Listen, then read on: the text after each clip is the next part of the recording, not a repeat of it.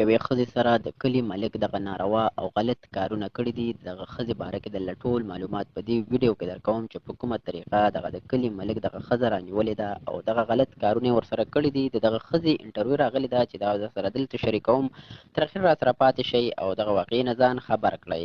دوستانو، دغه ښځې په خپله دغه انټرویو کې ویلي دي چې زما خاوند معذوره دی او زه د خپل کور د چلولو دپاره د خلکو کورونو کې کارونه کومه. دغه ښځې وویل چې زه د دغه کلي ملک کور ته خو هم ځم او هلته په کور کې ورله کارونه کومه، خو د دغه ملک چې ماته نیت خراب و او ما سره یې دغه ناروا او غلط کارونه په زور باندې وکړله او ما له دغه کلي ملک دغه دمکیانې خو هم راکړلې که دغه خل دې بخر چاته وویل نو زه به تا ووجنمه. دغه ښځه وایي چې ما ته په دغه کار باندې ځان ډېر بدې ښکاره شو او غوښتل مې چې ما ته انصاف میلو شي او دغه کلي ملک ټول حقیقت کلیوالا ته ښکاره شي چې دا دومره غلط او بدکاره سړی دی. نو دې د وجې زه راغلم او بیان ورکوم چې ماته انصاف میلو شي او دغه ملک ته سزا میلو شي. دوستانو، که وګورو په هر کلي کې داسې ښځې شته دی چې د هغوی وس نه کیږي او په پردو کورونو کې کارونه کوي او ځان له د یو ټیم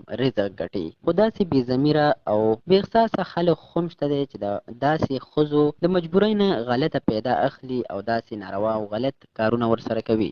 دغه ښځې چې خپل جرأت ښکاره کړی دی او میډیا ته راغلې ده، د دغه کلي د مالک ټول حقیقت یې راښکاره کړی دی. کله چې په جرم باندې چوپ پاتې شولې نو هغه جرم کوونکی نور هم زړه ورېږي او د هغې نه بعد نور هم داسې غلط حرکات کوي. په کار ده چې دغه ښځې ته انصاف میلو شي او دغه ظالم ګرفتار کړي. جرم کوونکی نور هم زړه ورېږي او د هغې نه بعد نور هم داسې غلط حرکات کوي. په کار ده چې دغه ښځې ته انصاف میلو شي او دغه ظالم ګرفتار کړي او سزا ورته میلو شي.